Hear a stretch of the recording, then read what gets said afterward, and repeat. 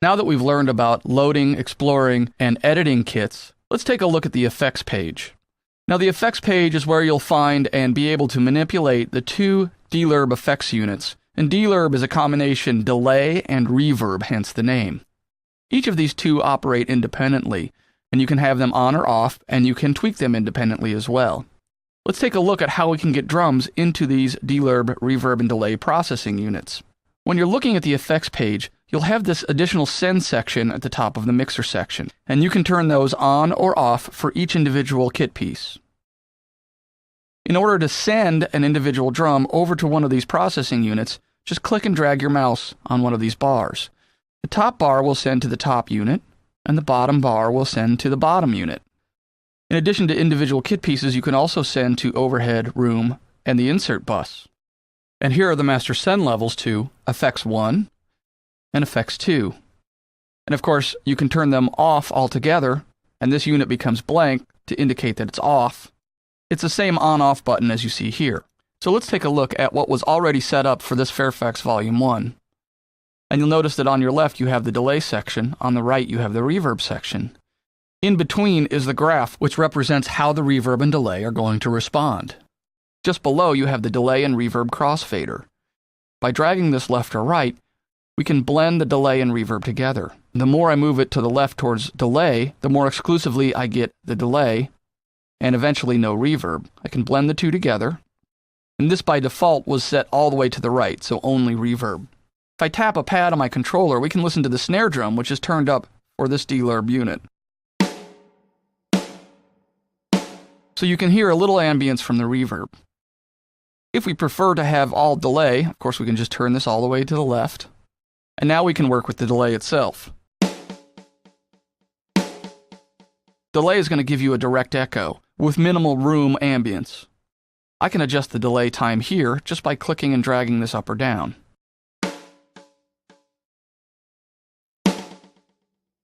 And I could also use this sync button to sync to a specific time signature and beat value. So if I click sync, I can set this to 32nd note, 16th note, 8th note, quarter note, a 3-count meter, or even triplets.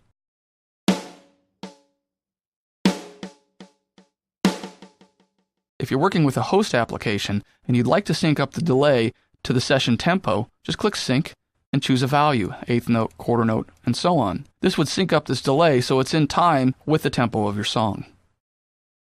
I can adjust feedback, which adjusts the amount each following delay or echo is heard. I can reduce it down so I only have one delay or echo.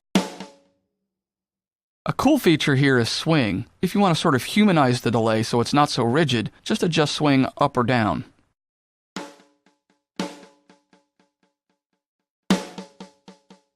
A little swing goes a long way, and you can see that if I turn it way up, it gets kind of crazy. I can also ping pong, which means each echo will automatically pan left or right. Turn up feedback so you can hear it better.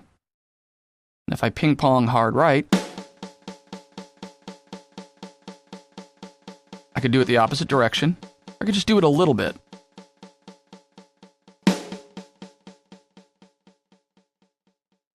You can also filter your delay, essentially a low-pass filter and a high-pass filter for added effect. If I reduce the cutoff for the low-pass filter, you get a kind of cool effect by reducing the high frequencies of the snare echo. Almost kind of a heartbeat feel. Now let's take a look at the reverb section. I'm going to pan all the way to the reverb side on my crossfader, and then we can look at the reverb algorithms. Right now we're using a plate, and you could use these left-right arrows to toggle through the various algorithms. I have an ambient chamber, a room, hall, then we go back to plate. Now I could adjust the amount of pre-delay, which is the interval between the snare hit and when the reverb kicks in. I could adjust the decay, so it takes longer for the reverb to tail off. I could also do this here just by clicking my mouse and dragging the graph up and down. I can also use this dampen button to adjust the high frequency reverberations. And I can play with the swirl. Let's listen to what I have right now. So by turning the decay up pretty high, you get a big sort of hall sound. If I turn up the swirl,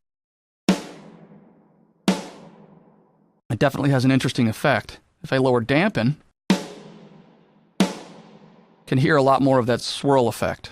Now the reverb and delay also have an EQ section, and this applies to these effects. So I can EQ these ambient effects. I could click and drag these handles, I could lower the cutoff to make it a really dark sound, or I could grab any of these EQ handles and EQ it just like I would any instrument. And just like the EQ in the edit page, I could click and drag here, adjust frequency, gain, or Q. On the far right, you can adjust the master output as well as pan for this effects unit. And then I can determine routing for this effects unit into my master bus. I could set it to post-insert or pre-insert on the master. And what this means is if you look at the master section in edit, the master section has the same edit functions as kit pieces. So I have compression, distortion, EQ, and so on. If I want this reverb to be included in the processing of EQ and compression, I could set it to pre. Or if I want the reverb to come in after all of that master insert processing, I could set it to post. Now a good example of how to use these two together is if you want some kit pieces to have one type of reverb or delay and other kit pieces to have a different one. For example, if I want my snare to have a specific delay, I have this second effects unit turned up in the snare send. But if I enable send on the kick drum and I turn up this upper send volume, this means the kick is going to this effect unit.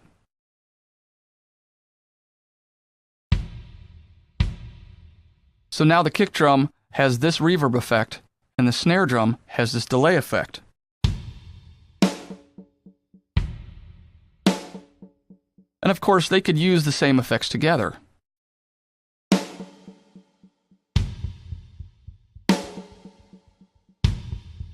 And you can do this for each kit piece. You can have those not send to any of these reverb or delay effects, or you could have them send to one or both. Pretty cool, huh? In our next video, we'll start exploring the Beats page in Addictive Drums 2. Thanks for watching.